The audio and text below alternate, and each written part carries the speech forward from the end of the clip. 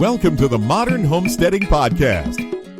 We have allowed ourselves to become so disconnected and ignorant about something that is as intimate as the food that we eat. Be prepared to grow your own for victory. God said, I need somebody strong enough to clear trees and heave bales, yet gentle enough to yean lambs and wean pigs and tend the pink-combed pullets who will stop his mower for an hour to splint the broken leg of a meadowlark. So God made a farmer. Hello and welcome to the Modern Homesteading Podcast. I'm your host, Harold Thornborough, and glad you're back with us again this week for another great episode. I'm going to be joined by Steve Dinicol later in a conversation, and he's going to tell us all about his homestead and what he's doing there. And it's a real good conversation. I think you're going to enjoy it. Before we get into that, though, I hope you're really enjoying your fall weather this year, and we kind of wrap up the garden, and the harvest is pretty much over, and we're picking things here and there. But, there's just seems to be a little bit more time to just enjoy the season and get out and do a few things. And I know we've been, visiting the apple orchards, and we've been, going to some state parks and just checking out the fall colors. And we have some cool state parks, especially down south from us here. And they got some nice overlook scenery and things like that along the roadways. And you can pull over and kind of just check out the wilderness and the fall colors. And we love that. We just love to enjoy nature and see all the things there are to see. And, I just hope you're doing that as well. I hope you're getting out, you're enjoying the weather, you're enjoying the scenery. And, there's still things to do around the homestead. We're still preparing for winter, and we're still, doing some preserving and getting things ready and putting some things up for the winter. But, it's just a great time of the year. I love the hunting seasons. I love nature. I love the cooler weather, and I hope you're enjoying it also. So get out there and do that if you haven't done that yet. Been doing a lot of things around here as far as still preserving, like I said, but, I tried something the other day. I tried to take some apple cider and make some jelly. And I'm telling you this because I just want you to know that even after you've done this for a while, there's going to be failures, and you're going to have things that you just don't understand. And I'm trying to make some jelly out of some apple cider, and I got this weird separation in this apple cider while I was trying to do it, and it just didn't come out right. I was trying to do it without pectin. I've never done that, but I'd read a fair bit about it. And if you cook it down enough, it's supposed to gel up, because of the natural pectin that's in apples. And I don't know, I did, and it cooked it down quite a ways like I was supposed to, and it just got this weird, it never really gelled up properly, and it got this weird separation in it, and I just like, wow, what happened there? But, it just goes to show, you can do this stuff, and you're still going to have failures. And, don't feel bad about that. You just move on to the next thing. You try to figure it out and do it right the next time. And I think maybe I overcooked it or cooked it too long. I don't know what happened, but we're going to have these things that just work out sometimes, and sometimes they don't. And I think in my conversation with Steve, we talk about that a little bit, that, there's a lot of things you try and you fail at, and you try to get better at them, and it's all a learning process. So I think you're going to enjoy this conversation with Steve. And, one thing I think you're really going to get out of this conversation is that, him and his wife, they work full-time jobs while they're operating their homestead, and it's 133 acres. And, he's a busy guy. Him and his wife are busy people, and yet they still find time to homestead. So let's just head on over to that conversation with Steve. Today I'm joined on the podcast by Steve Dinicol. Steve is homesteading in British Columbia, Canada, and he's a real active member of our Homestead Front Porch Facebook group. He's always eager to help others with answers or give advice. And with that, Steve, welcome to the Modern Homesteading Podcast. Thanks. Happy to be here. I'm glad to have you. Would you want to just take a couple minutes and just tell us a little bit about yourself and how you got started down the old homesteading path? Yeah, I don't know if I could point to a specific moment how I got started homesteading. It just kind of happened so gradually. Met people that were doing interesting things and learned more about where the food in the grocery store was coming from. And the more I learned, the more turned off I got from it. And one day I got chickens and then started the garden, and it just kind of went from there. Yeah. Yeah, that's a pretty common story. People just get a little bit freaked out about the food situation for sure, and it gets them down that path, which glad to see people waking up to that. Oh, and it definitely convinces you when you grow your own food, and it just tastes so much better. Yeah, it tastes different, doesn't it? Mm-hmm. In some ways. Like, you know, it's healthier, but yeah, it tastes more real. Yeah. Especially, the thing I noticed is tomatoes. I can't even believe the difference in a store-bought tomato and a homegrown tomato. I mean, I don't know. You probably don't grow a lot of tomatoes up your way, but... Well, we tried. We picked a lot of green ones this year. Mm-hmm. But years and years ago, I did a trip to Australia, and I just did, some random work there, and some of that was farm work. Mm-hmm. And I picked tomatoes, and we would just pick all the green ones, and the red ones, you could bring them home if you want, but there were so many red ones, you ended up just throwing half of them on the ground. Mm-hmm. And then the green ones, they would just, they would gas them with a plant enzyme to turn them red for the grocery store. But if they pick them red, they just would get squished in all the machinery. Right. Yeah. Well, so you've been to Australia, huh? Had a little path. Yeah, I did a lot of traveling back before I got all settled down. Mm-hmm, mm-hmm. Well, why don't you just go ahead and tell us a little bit about your homestead and the kind of things you're doing there? Well, my wife and I moved in here probably about a year and a half ago.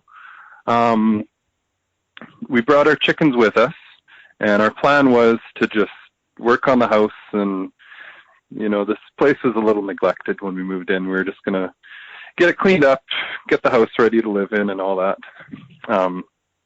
It's 133 acres. It's on the river. And it's got about 100 acres of hay fields, which was pretty amazing for when we moved in. Mm-hmm.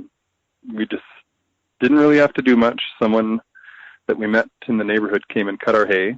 He took half, we got half. And, through very little input of our own, we had something we could sell that provided us a bit of a bonus income. Mm-hmm. And there's a couple pastures near the house. We let some of the neighbors put their horses in, and one of the neighbors kind of ran out of money and ended up giving us one of his steers instead of paying us to have his horses in his pasture. Mm-hmm. So we ended up kind of getting into cattle that way. We bought a couple more over the winter. So we got 3 heifers and a steer, and next year we're going to have calves. So that's a little ahead of schedule. Yeah. We ended up buying some sheep last year, and just kind of on a whim. I guess I've got a few what not to do's on the homestead. They showed us where the holes in our fences were. Yeah. Just not quite as bad as goats, but close, huh? No, we're scared to get goats, actually. Yeah. They will get out. They'll find a way.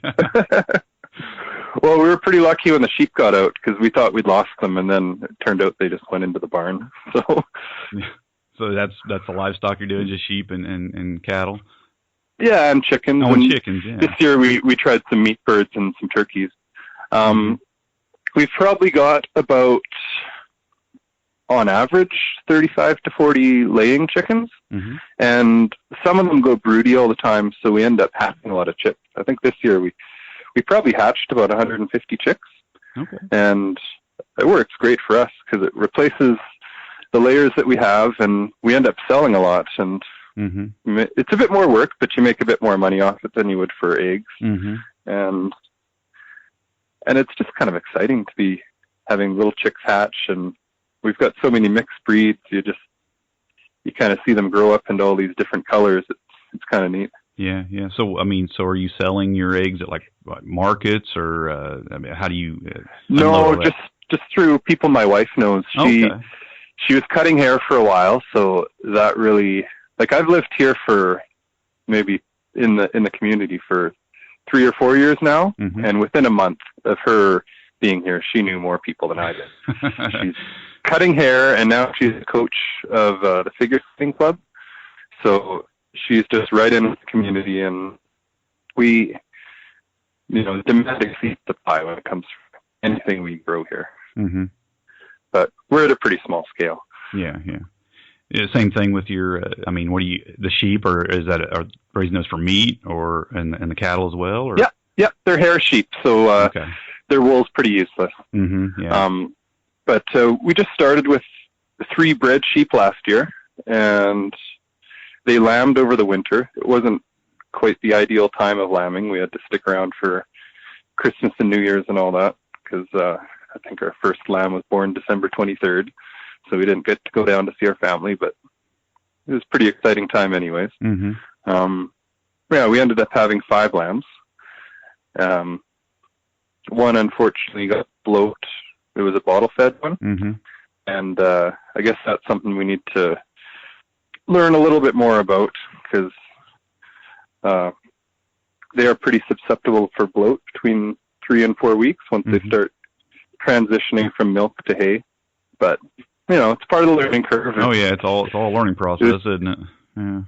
Yeah, it was pretty sad that that a lamb had to die while we learned, but the rest of them are doing amazing. That's good. And yeah, we've got 9 ewes now, so next year we're going to have enough lamb that we'll be able to sell some. Okay, yeah. And your plan just selling to people on those as well, or?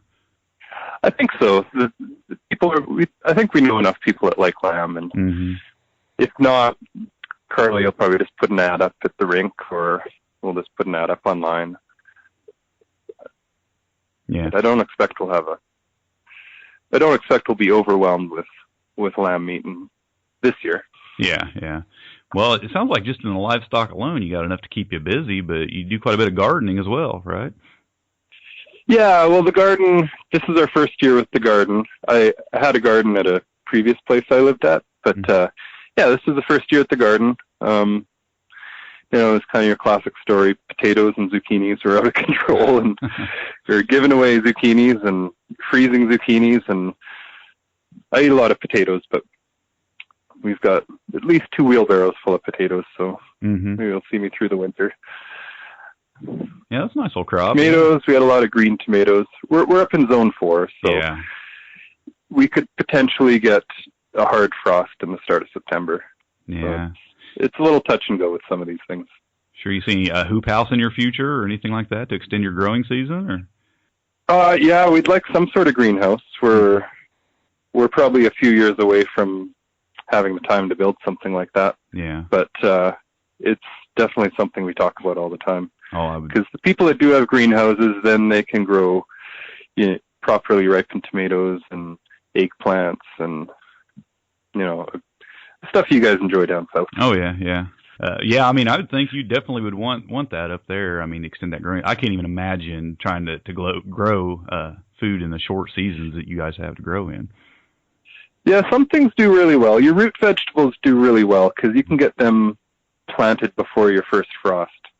And those things seem to do a lot better because they got an extra month in the ground. Yeah. But, yeah. Okay, how big is your garden?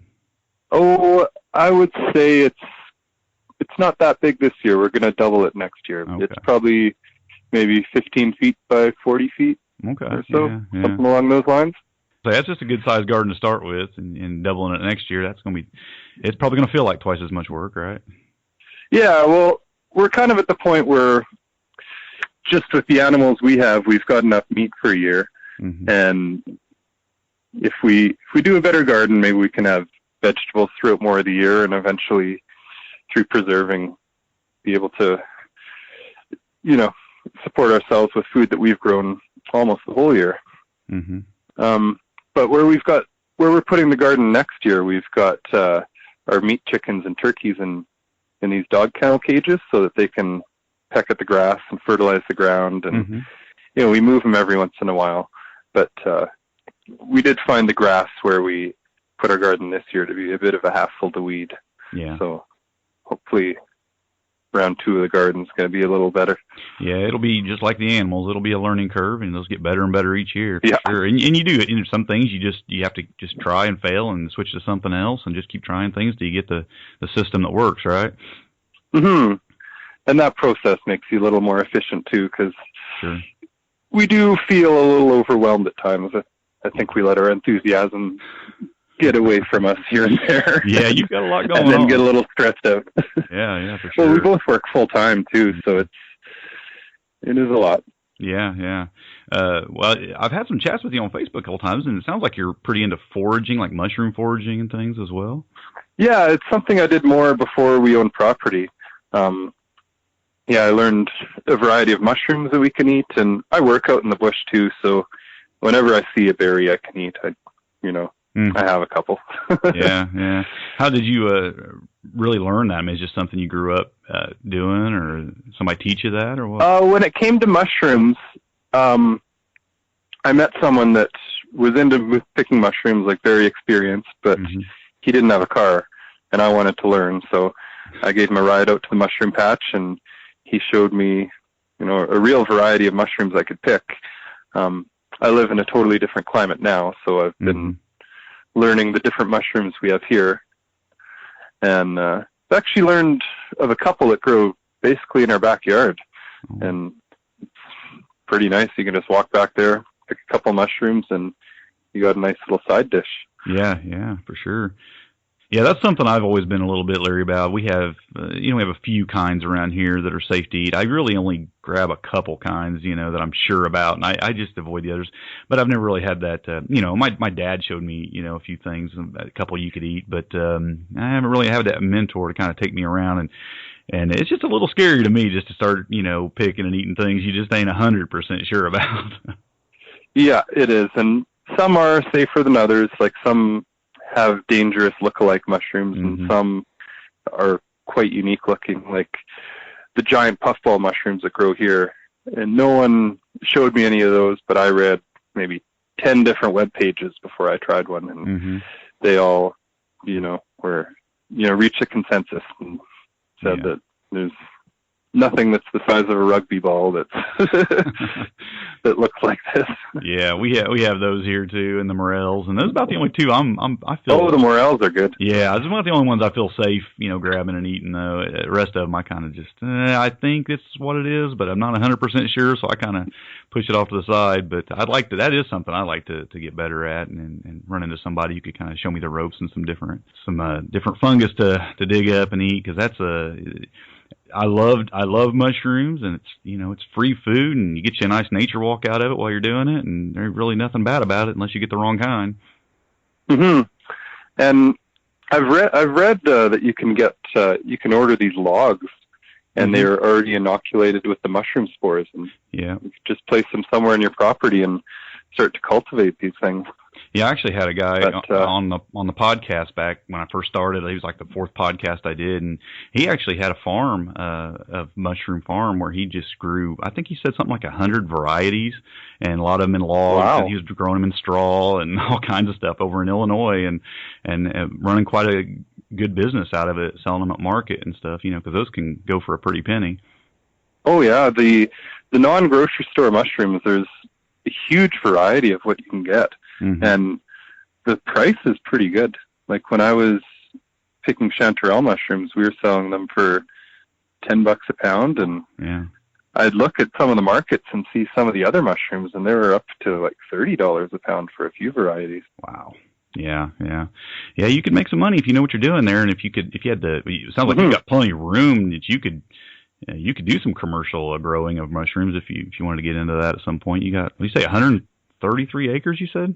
Yeah. You got a lot of room to play with there, don't you? Yeah, it's mostly hayfield. We do almost everything else on probably less than 10 acres. Yeah. And, that we're on a bit of a slope down to the river, and, down the hill, we walk the dogs down there, and we get hay from there. I got my deer down there, and that's about it. Everything else is up here by the house. Yeah. Well, how about hunting? I mean, we've had a couple conversations about hunting too. I've seen a picture of a deer you got. Yeah, it was actually my first deer. I wasn't successful last year, but this year, just on a whim, I listened to your podcast about getting excited about the deer season, and I'm gonna just have a walk down there, and it took me about 20 minutes, and I got my first deer. That's awesome. That's the way to do it right there. Yeah, I still haven't gotten one. I still haven't even seen one this year, but I haven't been out much either. I've been pretty busy and haven't really had a chance to get out there. But boy, if I could have seen one in the first 20 minutes, I'd have been all right. Yeah, I've had that experience too, though. Yeah, it's been a pretty big year for deer around here. I think maybe it's because of the warm winter last year, or maybe because we didn't have a chance to get a second cut on our hay. There's a bit more alfalfa for them, but they are all down there all the time. Yeah. you process that yourself, or did you take it somewhere? No, I just skinned it and gutted it, and I brought it to the butcher. Okay. Because I had to go to work the next day, and he does an excellent job. Doesn't charge that much. So yeah, I've been in that boat too. You get one of those things. It takes them a little bit of work and a little bit of effort, and if you just don't have time for it, nothing wrong with that. Taking it somewhere. Do you plan on doing any of your own processing on your livestock, or? I have with our chickens, and I might have to do a lot more of that in the future. Because right now there is a lady that processes chickens, but she's getting older. She said she's going to either sell her business or shut it down next year. And I've heard from other people in the community that she says that every year, but I think she might mean it this year. And if she does, then there's nowhere really for us to get our chickens processed. So then I would definitely have to do it myself. And maybe you have to get only do it for personal consumption. Yeah, well, if she sells her equipment, maybe you can just purchase her equipment from her. Yeah, it would kind of depend how big it is. There's a lot of strict rules around here. Yeah. Like if we processed it ourselves, it could only legally be for personal consumption. So if she's got, a big industrial plucker, I don't know if that's practical for us. But a little plucker would be great. Yeah, I've seen some homemade versions of those too, with buckets, and you buy the little rubber inserts that that drill holes and pop them in there. And I just seen some different setups that people make some homemade versions of those, and doesn't look too difficult. Yeah, I've always skinned mine, but I would, if we're going to be processing our own on a regular basis, I'd definitely like to work on something like that. Yeah, sounds like you're going to have plenty of them around. I mean, you with the amount you have. Oh yeah, between we did the Cornish crosses this year, but between that and the roosters we get from the layers we hatch, it's probably going to be just under 100 chickens this year. Yeah, that's a lot of work. No doubt about that. Got to do that yourself. That's You might want to have like a processing party and invite a few of your closest friends, huh? Yeah, that might be the way to go. For now, it's just been kind of me doing as many as I can in a day, and makes my wife cry when I kill the animals. She's not big on that. Huh? She usually hides. Well, I'll tell you what, it is easy to get attached to them for sure. Oh, it is. Like when it was time to process or to slaughter the lamb, that was kind of a sad moment. Like they're just such friendly creatures. It's just you raise them for meat, but it's still sad to see them go.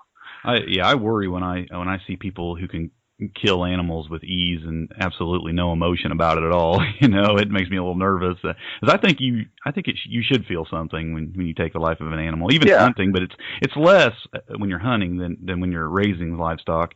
But still, you should feel something. When you're taking the life of that animal, there's an appreciation for the life of that critter. When you're raising it and what you're raising it for.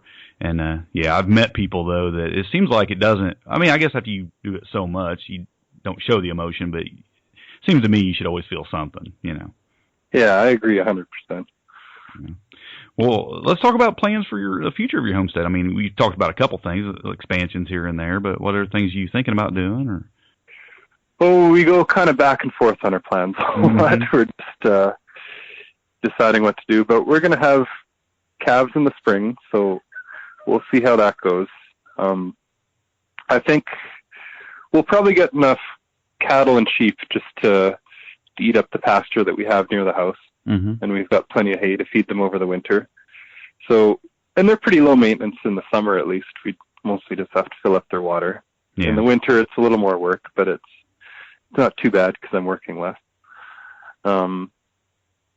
Chickens, we're definitely going to keep the layers. I do wish that I built the coop bigger because I'd be happy to have twice as many laying chickens. And meat birds we'll probably do again. Turkeys, probably not because they're just not as hardy as the chickens. Really? We just seem to have a lot more dye. The poults cost a lot more, and you have them around a lot longer too. Yeah. A lot more feed too, Yeah. Long-term plans, though, we want to have bees, and there's the slope behind the house that I've been clearing some some fallen trees out of the way, and maybe going to mow back some of the weeds, and hopefully we can get some better grass growing in there. And on that hill, we could either have, additional pasture for the cattle, or possibly goats if we get a good enough fence back there. Yeah, you're gonna need a good fence for goats. I've had experience with goats, and yeah, they get out. Have you had goats? I was raised with goats. My dad we had goats. Oh yeah, and they got out every chance they had, and it seems like no matter what you did, they'd find a way. And I was a bit funny story. I think I've told it before on the podcast, but we rode the school bus to school, and I remember walking out on the front porch one morning, and there's the whole herd of goats is standing on the front porch, and I'm trying to get on the school bus, and they're trying to get on the school bus with me, and not the kind of thing you want to experience when you're a middle schooler. It takes a while for the kids to let that one down. Yeah, I've heard the story around here from a couple neighbors of one of the neighbors used to have goats, and they often went to the school, and the principal called the farmer one day, and his response was, "They're just trying to learn." Yeah, they're a handful. I mean, they're fun. Yeah, I think they're a fun animal, and we milked ours, and we also had some meat goats, and they're a fun animal to raise. I mean, and they weren't hard. They just they're escape artists. There's no doubt about that. Yeah, maybe they don't escape as much if they have a lot of pasture, but I don't know. You know how these animals are. They just see some green on the other side of the fence, and they want it. That's the thing, isn't it? It's always greener on the other side, for sure. Yeah. Well, it sounds like you got some big plans going on there. I'm interested about the bees. How does that, do you know somebody around there that's raising bees? Or? Well, we had a lead last year. There was an older guy that was looking to get out of it, but we called him in the spring, and I think he just loves his bees so much. He's in his 80s, but he wants to keep doing it. So that's great for him. Happy for him. But sure. We were talking to him earlier about buying some of his hives and that. But we're busy enough right now. We're happy to push it off for a couple of years. But yeah, he might be a good go-to. I love honey. For advice too. Yeah. Oh, I know, and he seems like a nice guy, but. I don't know if we're quite ready to add anything new at the moment. I would think in that climate, bees would be a little bit of a challenge too. Just the colder winters and temperature. The temperature issues seems like it'd be a challenge. I didn't know that. I mean, I know you can obviously have them up there. I figured there is a challenge with the temperatures. Yeah, I don't know too much about bees yet. We'd kind of, I guess, do a bunch of research before we got them, but. Well, you got a guy there that's doing a lot of it. People do them. Yeah. You obviously got some people around there doing it, so yeah, you should be able to do it, and that'll be good. You got the space for it, and should be able to. I don't know. You're growing. I don't know. You have clover and things like that around there for them, or? Yeah, there's some clover growing in our pastures and the hay fields, and we've got a bunch of fruit trees, so they're flowering, and there's a bunch of berry bushes down the hill, like Saskatoon berries, and there's a lot of flowers in the spring. Yeah. What? Okay, you mentioned the fruit trees. Let's talk a little bit about that. You got what kind of fruit trees you growing there? Oh, we planted a whole bunch this spring. I really agreed with that podcast you had a while ago where you're talking about the value of planting perennials. And it's a big investment in time and money the first year, but then you just over many years you get to enjoy the harvest. We planted a few varieties of cherry trees, apple trees, plum trees, an apricot tree, a pear tree, and a bunch of blueberries and raspberries and a few other random berries. But I think we got 15 fruit trees and a whole row of berry bushes.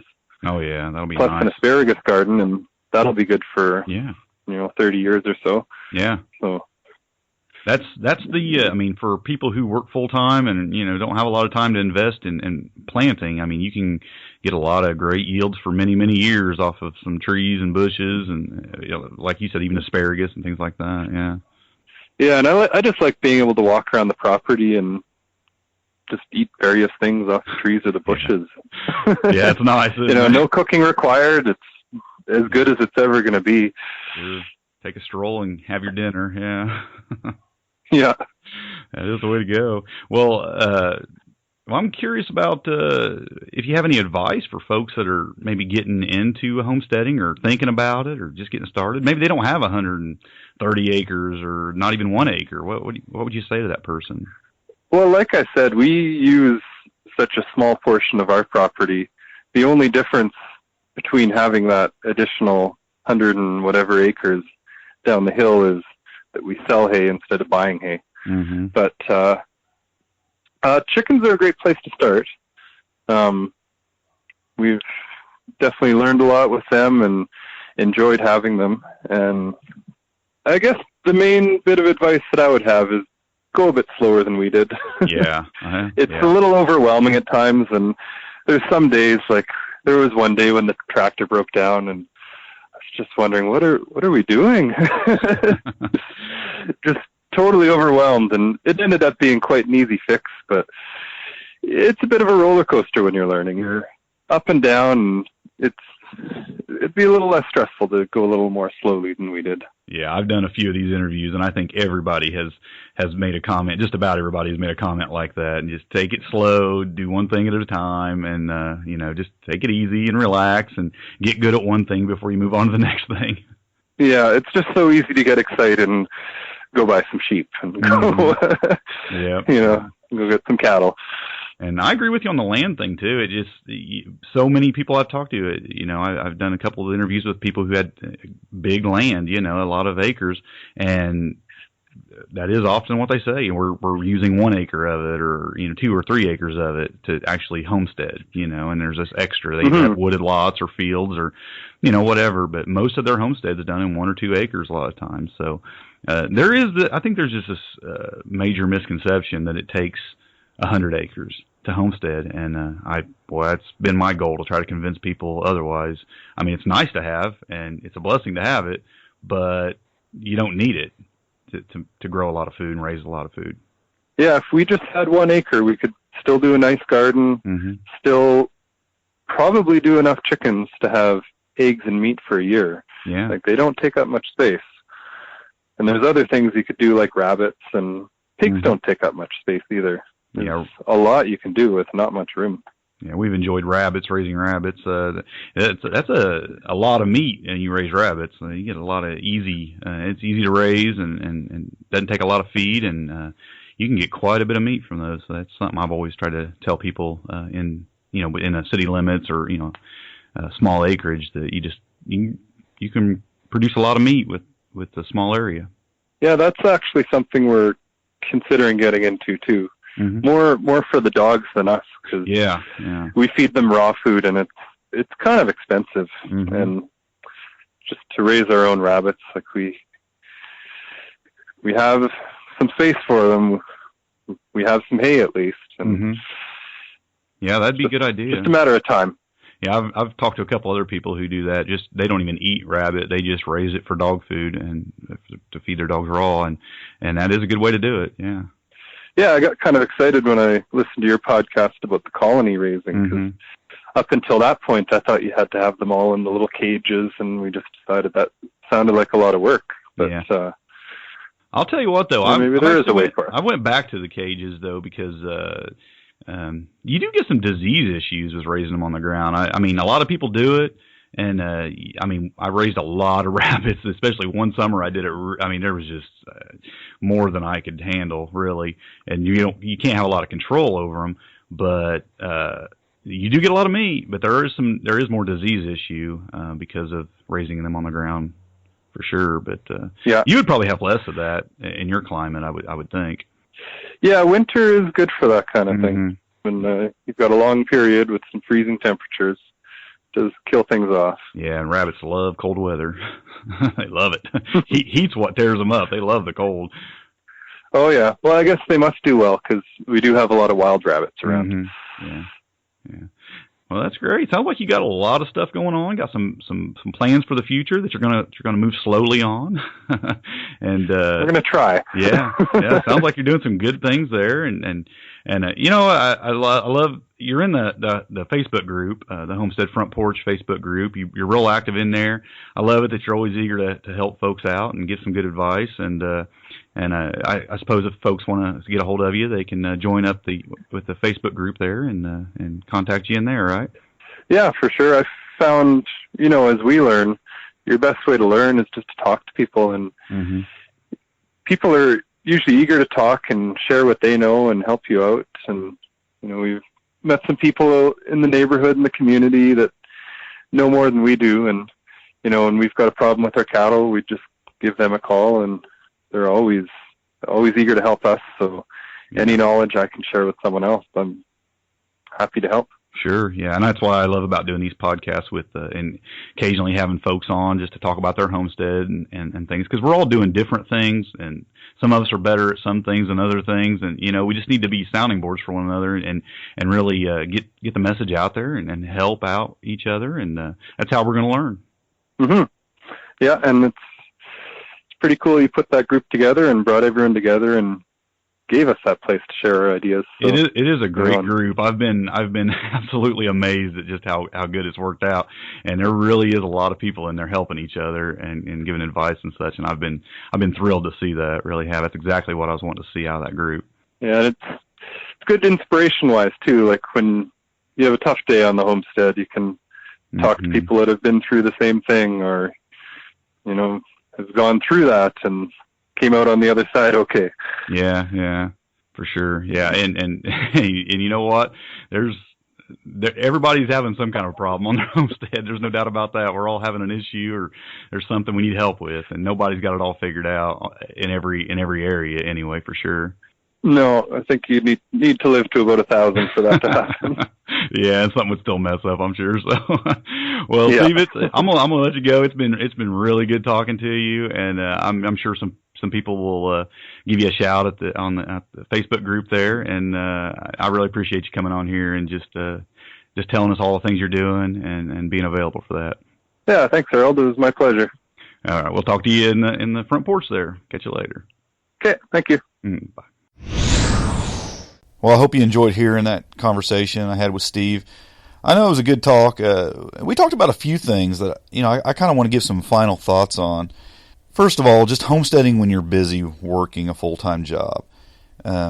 It can be done, but it does come with making some sacrifices. You heard Steve earlier in that interview talk about how they couldn't even go visit family around Christmas time because of some homestead activity. They had some sheep giving birth that time of the year, and what are you going to do? You have to be there for these things, and they had to make some sacrifices. So, yeah, it can be done, but that's not to say it can be done easily. And there are sacrifices that have to be made, and that's part of it if you want to take on this lifestyle. So, I mean, as much as we talk about how it can be done, you also got to go into it knowing that you will make some sacrifices in a homesteading pursuits if you're going to do it in a big way and make a real impact in your life, that is. We also talked about the burden of killing and processing animals that you raise. And I read a great article just the other day from Robin Follett, who we had on the podcast just a few days ago. Heard about her homestead a couple weeks ago. And she wrote this great article. I'll put a link to it in the show notes. And it was about killing a chicken. What's it like to kill a chicken, I think is the name of the article. And I'll put a link to it in the show notes, but it was really good. Makes you think about the actual process of killing an animal that you've raised, that you've cared for, and what it's like. And we had a little bit to say about that in the podcast, and I think you'll enjoy that article as well. So I wanted to point that out. Steve also shared his advice for taking it slow and not letting your enthusiasm make you grow too quickly and possibly overwhelm you. And I think that's an important thing to point out. I always wanted to kind of share my thoughts on that a little bit, and it's true. I'm one of these guys that's like an all or nothing guy. I mean, it's like I'm full blast, 100% into something, or it's hard for me to stay focused on it. And I'm another one of those people who's really hard to just not do way more than what I should be doing. But I do it, and then I regret it, and I back up a little bit, and then I pick up some more things, and we're in the process of growing some other things right now and doing some things livestock-wise that I haven't been doing. And these changes happen, and the smart play is to just take one thing at a time. And we've talked about this, I think, on nearly every episode where I've talked to another homesteader, is that you take on what you can do, one thing at a time, and don't let it overwhelm you. And if it starts to get overwhelming, back up a little bit and get better at the things you're doing, and then step into the new things. So, and I think that's key, especially if you're going to be working a full-time job and you're going to be trying to do the homesteading thing on the side. It's just so important not to let it overwhelm you and get the best of you. So I think that's great advice, and I think Steve would be happy to talk to anybody. He told me he would be happy to talk to anybody who wanted to come into the Homestead Front Porch Facebook group and have a chat with him. If you want to join the Homestead Front Porch, just go to Facebook and do a search for Homestead Front Porch Facebook group, and you'll find us there. You can just ask to join, and we'll get you in there. Or you can just go to the main page of smalltownhomestead.com and also see a link at the bottom of the page there. Also in the show notes for this episode, which is episode 43, smalltownhomestead.com/43 will take you to the show notes, and there'll be a link at the bottom there for all the things we talk about. There'll be some other links there for some resources and such. Also, I'll put a link in there for... I had mentioned to Steve about making your own chicken plucker, and there's a great book out there on that and about how to do that, and I put a link to that book. It's not a free book. It's an actual paperback book that you can buy, and it talks about how to make a chicken plucker, a homemade chicken plucker. And I'll put a link to that in the show notes as well, plus the article, plus a couple other podcasts I did. The one on the mushrooms, we were talking about growing mushrooms, and I had an interview with Mike Hatfield back in the early days of this podcast, and things are done a little different since the early days. But you'll find a link to that podcast episode in there, as well as the episode I did on colony raising rabbits. So you can check out both of those episodes and find the links to those in the show notes. And I'm just really happy y'all joined us this week for this episode, and we'll be back with you here. I'm going to have another midweek episode this week, and then next week as well. So just can't wait to be back with you next time. And until then, happy homesteading, and God bless. Thanks for listening. To see the show notes for this podcast or listen to other podcast episodes, go to smalltownhomestead.com. There you can also read our blog, connect with us on Facebook, Twitter, and Google+, and take advantage of the many resources we make available to help you along in your homesteading journey. Please share this podcast and help us to carry out our mission of helping others to homestead today for a better tomorrow.